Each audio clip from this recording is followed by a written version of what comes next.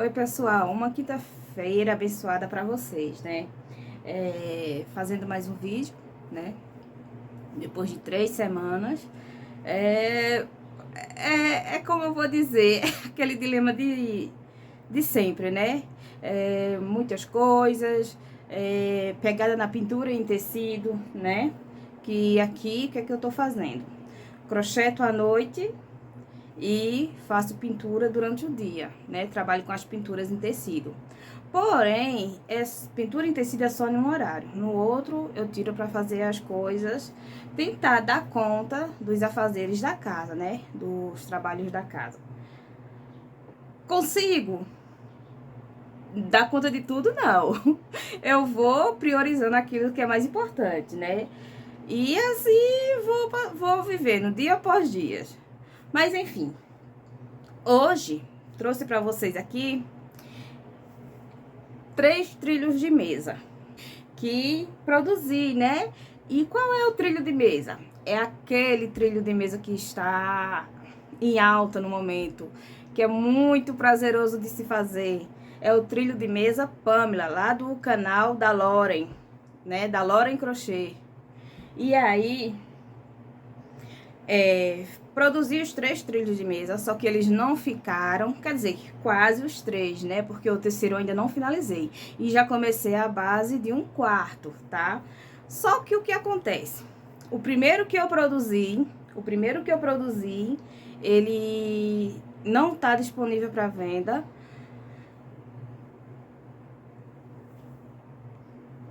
Ele não tá disponível para venda, ele vai ser para mim, tá? Ele vai ser para mim e o quarto também. O segundo e o terceiro vai ficar na minha pronta entrega, né? E aí, o que aconteceu? Eles não estão com os mesmos tamanhos, não. Eles estão em tamanhos diferentes. Esse primeiro que eu fiz, ele ficou com 70 centímetros de diâmetro, né? Ficou grande, né? Então, esse ficará para mim. E o quarto também, porque o quarto vai ser, eu acredito que pela minha medida pela medida do meu ponto e pela espessura dos fios que eu uso, né? Que é de uma marca que tá deixando um pouco a desejar, pois a gente percebe que na hora que a gente tá trabalhando com o fio está fino. Tem umas cores que eu percebi que os fios estão mais grossos, né? E tem outras que a espessura do fio tá bem fininha, bem fininha. E aí vocês não sabem o que foi que eu percebi. Percebi que estava fino, mas descobri que os fios estão daquele jeito. Começa com uma quantidade de fio, quando é um certo ponto, passa para uma outra quantidade de fio, se é que vocês me entendem, e quando já está chegando no final, volta para a quantidade de fio que iniciou. É complicado, né? Mas eu vou mostrar na prática depois para vocês. Mas aí, agora o que eu vou fazer é mostrar a peça para vocês. E à medida que eu for mostrando a peça, eu vou falando sobre o que aconteceu com os fios na hora que eu tava produzindo essa peça e por que de eu ter feito ela com esse tamanho, né? Então, eu vou virar a câmera. Bom, aqui está o centro de mesa Pamela, tá? Ele é muito gostoso de fazer, muito prazeroso. Você começa fazendo, você só quer parar quando você termina de fazer. E quando você termina um, você já quer fazer outro. Aí você já pensa em outras cores para fazer outro, se é que vocês me entendem. E assim aconteceu. À medida que eu estava produzindo ele, eu já estava pensando em outras cores aqui que eu poderia utilizar para produzir o centro de mesa, né, Pamela? Sim, mas aqui ele ficou com, como eu já havia falado para vocês, 70 centímetros aproximadamente de diâmetro, tá? 70 centímetros de diâmetro. Esse fio que eu usei aqui foi da Criativa, tá? Logo quando eu comprei, eu fiz a compra de 2 kits. E logo quando eu recebi, eu fiquei muito satisfeita. As cores eu achei muito bonitas. São, assim, cores fortes, eu acho. E teve uns fios que eu já usei e eu não tive dor de cabeça. Porém, no cru, comprei 4 quilos de cru. E desses 4 quilos de cru, teve um que veio trazendo uma dorzinha de cabeça pra mim, que foi esse aqui. Aí, o que aconteceu, ó? Essas duas carreiras aqui, ele está numa espessura diferente. Todos os fios que eu compro é fio 6. Eu só trabalho com ele. Dificilmente eu trabalho com o fio número 8 ou 4. É sempre 6. E o pedido que eu fiz foi fio 6. Só que eu vou mostrar aqui de imediato o do amarelo, amarelo bebê. Esse amarelo bebê, vejam só, ele é fio 6. Trabalhei algumas peças, ele tava com a medida de fio 6, tá? E teve outras peças que eu trabalhei e ele tava com a medida, com a quantidade de fios, medida não, a quantidade de fios 5. E a prova tá aqui, ó, tá? Vejam só. Ele aqui, a base do meu centro de mesa, ele está com 5 fios. E com isso, a espessura fica mais fina, né? Em tudo que fica mais fina, a tendência, além do meu ponto ser pequeno, a tendência é que a peça fique menor, né? Aqui, ó. 5, não sei se dá pra vocês visualizarem, mas 5 fios, tá? 5 fios aqui. Tudo bem, eu digo, o que eu posso fazer? Vou produzir a peça pra mim. Produzir a peça pra mim, né? Também tava precisando. E aí, à medida que eu tô terminando o bico, eu percebo que o fio deu uma engrossada. Eu digo, gente, o que é isso? O fio tava fino e agora engrossou? Fui olhar o fio. E eu nem cortei o fio, tá? Nem cortei o fio, ainda vou cortar. Quando eu abro os fios aqui, ó, percebo que tá com 6 fios. Já não é mais 5, são 6 fios, ó. 6 fios, tá? Aí eu digo, fazer o quê, né? Fui concluir a peça, não cortei, vou cortar ainda o fio, né? Eu digo, não, eu vou fazer logo o vídeo, vou mostrar, e aí, e nem arrematei, tá tudo pra arrematar, certo? E aí, depois é que eu corto, eu vou cortar agora. Fora isso, além desse fio, teve o outro, que o outro foi mais complicado ainda, que foi o cru, né? Tanto é que eu já tinha dado por perdida. Produzi umas peças e deixei o fio de lado. E olha só o que sobrou dele. Quase que não dava pra fazer, né? Pra finalizar. Peguei, nessa parte aqui, usei o cru. Esse cru, ele tava bem fininho, bem fininho. Por quê? Tem um vídeo aí no canal onde eu falo desse fio e mostro as coisas que aconteceram com ele, né? Também, ó, comecei uma outra base com ele e não cortei. Não cortei o fio, tá? Deixei aqui pra mostrar pra vocês. E aí, tá assim, ó. Nessa base aqui, o início dela, vou desfiar aqui pra vocês verem. Tá vendo? O início dela tá com 4 fios, tá? O barbante, ele tá com 4 fios. Só. Engraçado, você compra uma peça, aqui, ó. 1, 2, 3, 4. Tá vendo? Bem fininha. Você compra uma peça, ou você compra um barbante de uma espessura, de um número, uma numeração, que no caso aqui, número 6. E aí, quando você começa a trabalhar com ele, você percebe que Em vez de ser ser a numeração que você esperava, é uma numeração menor ou uma numeração maior. Eu acho que por maior nem se prejudicaria tanto, porque a peça iria crescer mais, né?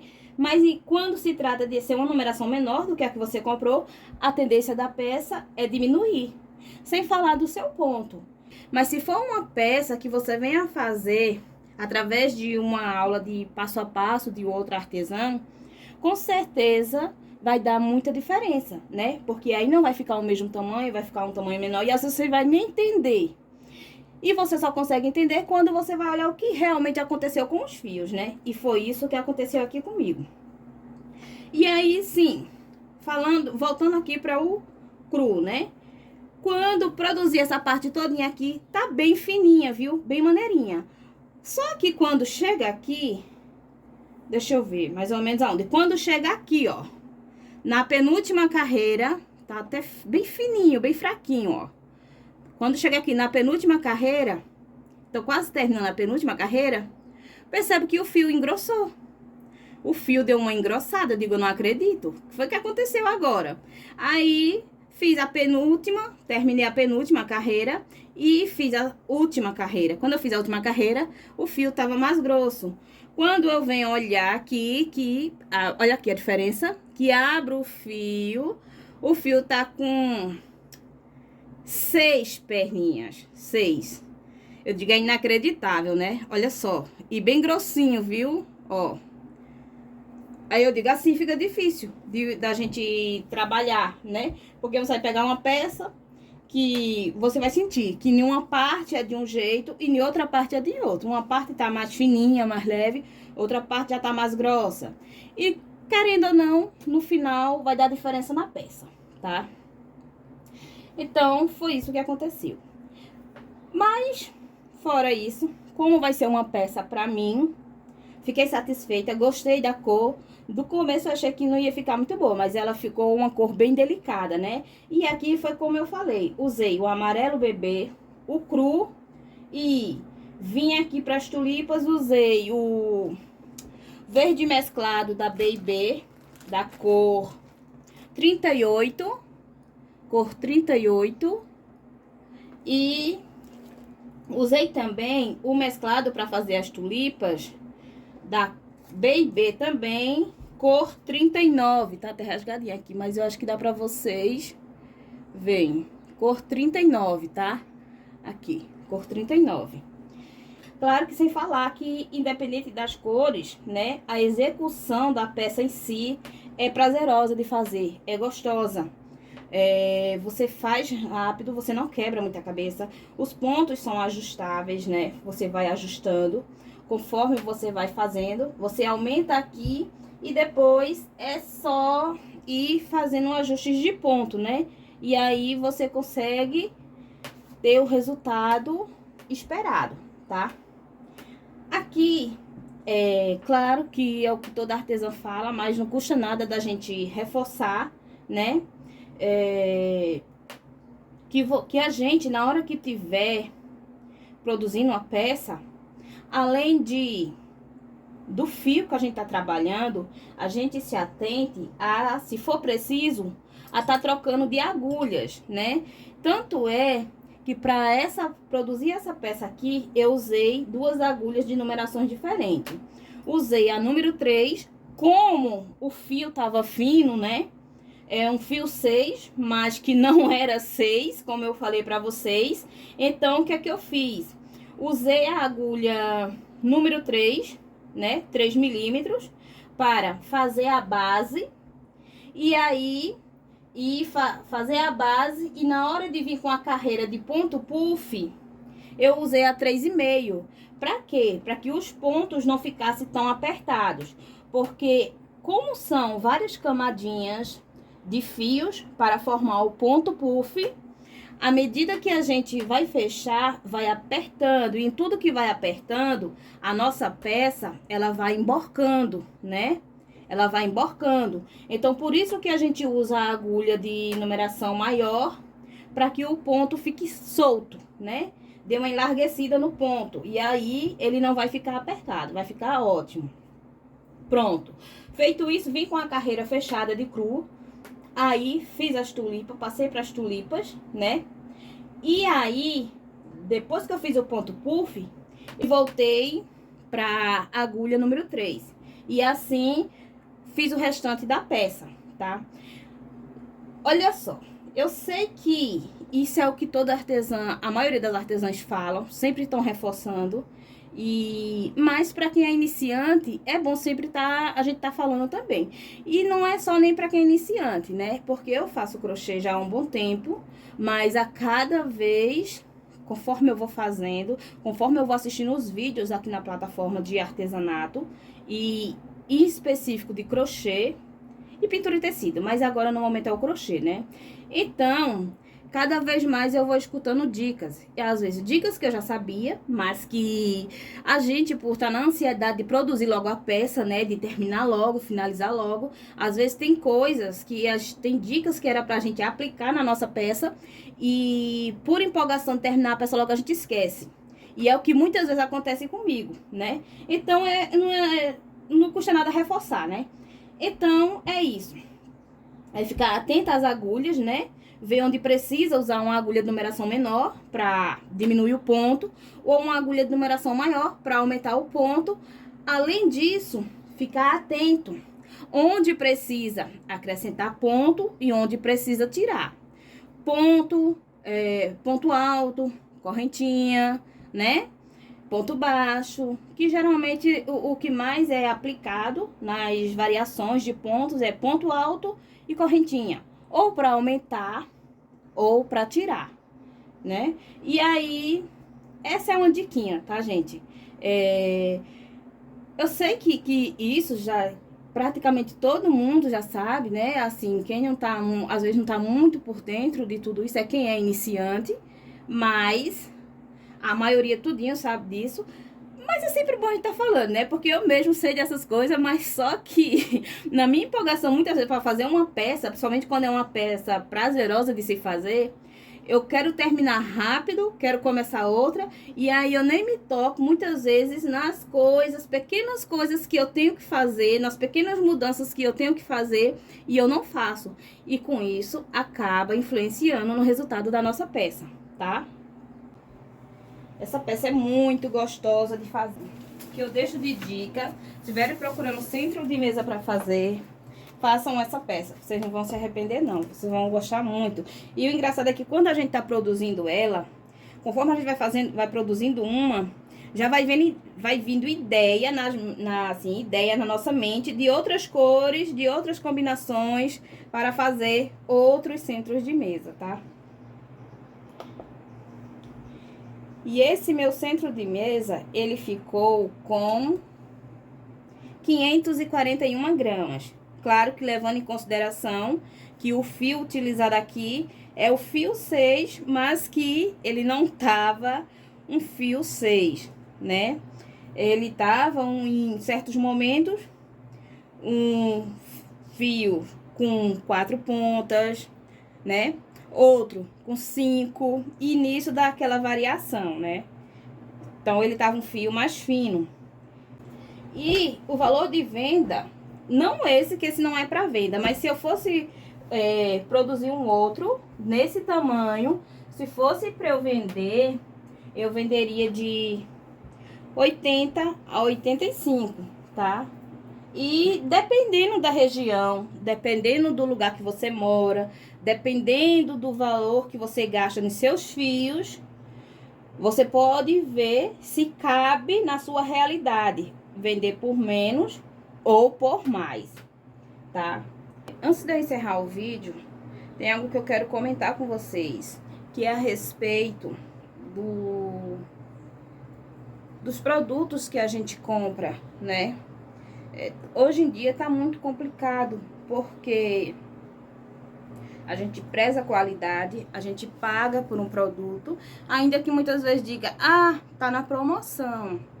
Tá na promoção, entre aspas, que ninguém faz uma promoção em que você não vai ganhar com ela. Eu penso dessa forma, né? E aí, quando você vai investir em materiais, esses materiais, ele tem que atingir as suas necessidades e expectativas, né? Mas imagina você comprar um material onde você começa a trabalhar com ele e de repente você está produzindo as peças e aí o que acontece? A sua peça, ela tende a ficar diferente, né? Sabotada. A palavra é essa, a sua peça fica sabotada. Por quê?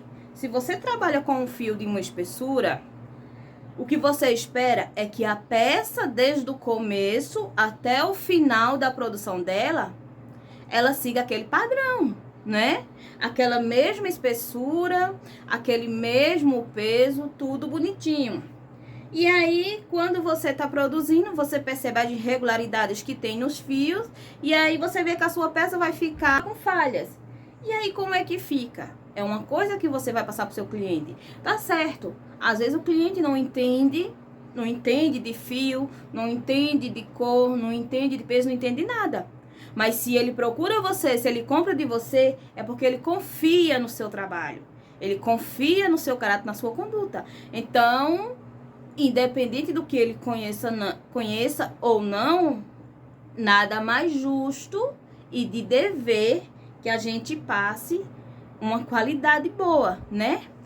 E o que acontece quando a gente compra o material para produzir essas peças e aí o fio que a gente adquiriu não vem com a qualidade que a gente espera para produzir uma peça de boa qualidade para passar para o nosso cliente o melhor? Fica complicado. Aí, às vezes, você entra em contato com o lugar, né? Com o vendedor, o lugar onde você adquiriu o seu material. E aí, eles vêm com certos comentáriozinhos de que, lamentamos, isso, aquilo. Tá certo, o vendedor não tem nada a ver. Porém, se o vendedor ele faz parte, se ele não pega de segunda mão, se ele não pega de um lugar específico onde ele já compra aquele material que já vem de outras mãos, vamos supor, se eu sou uma fábrica, mas dentro dessa fábrica eu tenho minhas lojas, né, para vender o meu próprio produto. Então, é dever do dono, eu acredito dessa forma, que é dever do dono da fábrica, pode ser corrido, a vida do ser humano é corrida? É. Mas se você trabalha, se você oferece um produto onde você alega ter qualidade, é dever seu ficar vistoriando esse material, ver como ele está sendo embalado, né? Como ele está sendo embalado, como ele está sendo produzido, porque vamos supor, se uma fábrica de barbante, se ela compra os fios, né? Se ela compra os fios de uma outra empresa, onde na empresa dela, na fábrica dessa marca, é ali que vai ser trançado os fios por espessura, por quantidade de pontas, né, de fios ali, é obrigação deles ver a qualidade daquilo ali, tá vistoriando. Porque, às vezes, ele alega uma boa qualidade, às vezes ele não sabe como foi feito aquilo ali, mas seus funcionários sabem. Então, cabe a eles ver isso, porque o que eu acredito é o seguinte, que eles têm que passar uma boa qualidade para o cliente, até porque o cliente, o artesão que produz suas peças usando aqueles fios de determinadas marcas, eles têm que passar uma boa qualidade para os clientes deles finais. Então, é uma via de mão dupla ali. Então, cada um tem que fazer a sua parte. Só que, infelizmente, a gente está vivendo em um tempo onde a grande maioria está preocupado em receber, em ganhar, mas não está preocupado em disponibilizar o seu material de boa qualidade. E aí fica complicado. E aí é estresse para quem?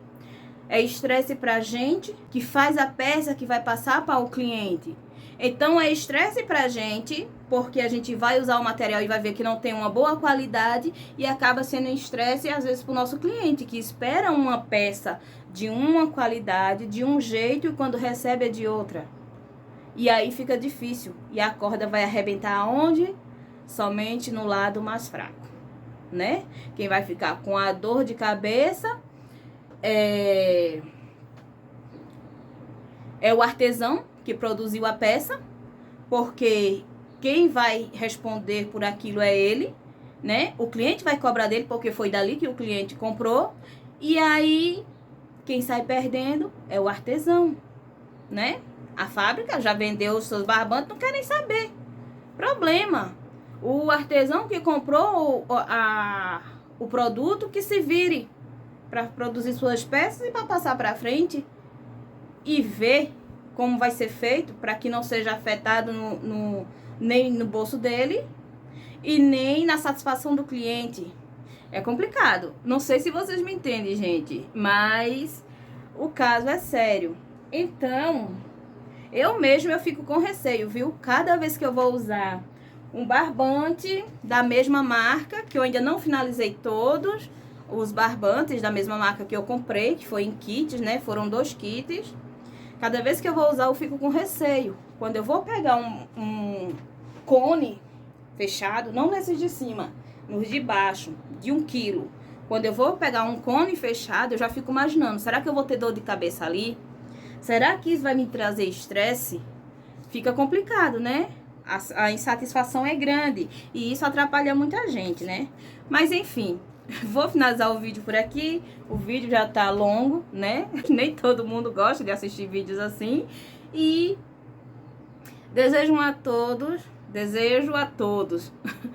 uma quinta-feira muito abençoada, tá bom? Fiquem com Deus.